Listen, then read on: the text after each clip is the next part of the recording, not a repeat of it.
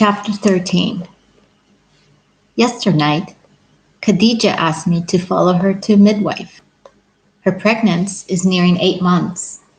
Since last week, she be walking as if there are two tires between her legs.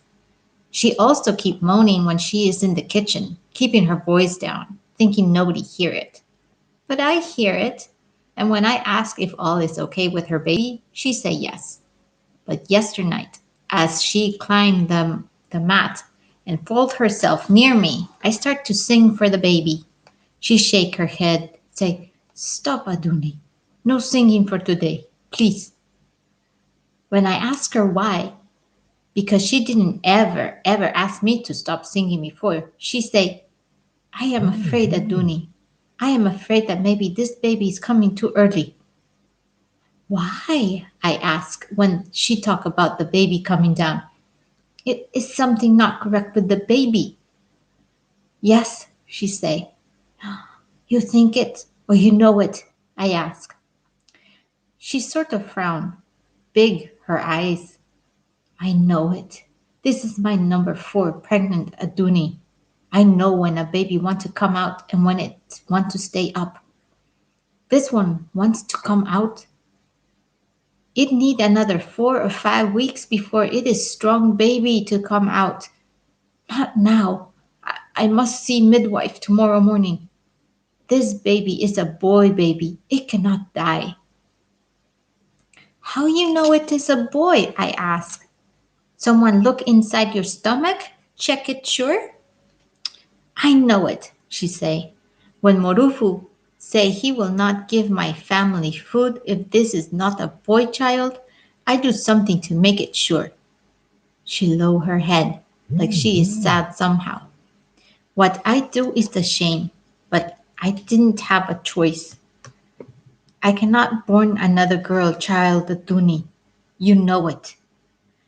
What will what will my papa and mama eat if I born a girl child? This one is a boy. It cannot die. Follow me tomorrow morning, first light." I did not sleep well after that. I keep thinking, what she do to make sure her baby is a boy? I keep my eyes open, thinking far deep inside the night, sometimes checking Khadija, checking her stomach because I am fearing what if the baby just climb out and die? If I call Morufu, Labake will beat me stupid because tonight is her night to sleep with Morufu. But thank God the baby managed and keep himself till this morning. "Where is the midwife's house?" I ask her after my morning bath.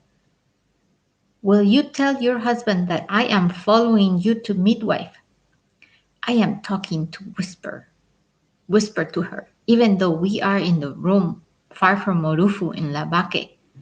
I've been his wife nearly 3 months now, but I cannot be bringing myself to call Morufu our husband. It's just something my mouth cannot never talk. When I tried it last time, my tongue hooked itself. So I keep it to calling him your husband when I am talking to Khadija. She understand it. I understand it. She shake her head. "I tell him I am going to visit my mother," she say, "that you are following me to help me carry my bag." "Why didn't you tell him we are going to midwife?" I ask, confused. "Anything bad in that?" "You cannot understand," she say, as she rub her stomach and twist her face as if it is still paining her. "Are you ready for us to be going?" I wear my black sandal shoe, tight my dress belt behind my back and follow Khadija. Morufu and Labake are inside the compound, standing in front of the taxi car. Today is Kike's wedding, so I know they are making preparations to carry her to her husband's house. Morufu is wearing the same agbada he was wearing for our wedding, and Labake is wearing something like a brown sack. She hissed, turned her back on me. I hissed too, loud for only my ears to hear. Where are you going this early morning?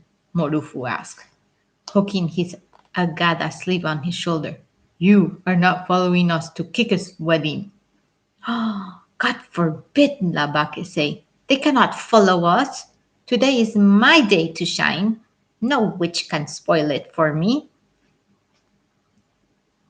We are not following you, Khadija say. She looked as if her spirit is climbing out from her body as she wiped her front head, which is full of sweat. I am going to my mother's house. She is so sick. I must take Aduni with me. My bag is heavy to carry. Why is Morufu blinding to what Khadija is feeling? I bend my knee, greet him. Good morning, sir. Aduni, my young wife, he say. Do you want to follow Khadija to go and greet her mother? I look at Khadija. She sway a little on her feet, nod her head. I nod my own too. Yes, sir. You must come back this night, he say, because tonight I want to spend one special night with my Aduni. Ah, by God's grace, Khadija say, we will come back before sunset. Till then, Murufu say. He entered the car on the engine. We watch as Kike come out from the house. She is wearing a new iro and buba.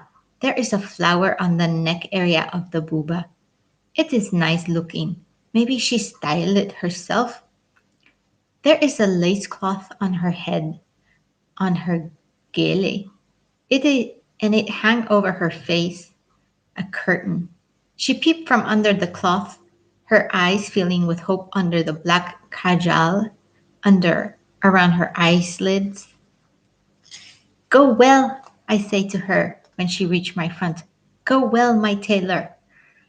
Me and Khadija get to walking the 2 miles to the bus garage.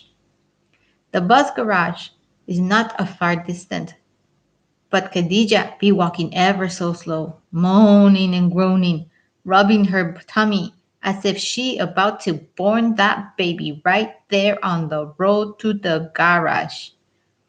She keeps saying she want to shit, she want to piss, she want to sleep.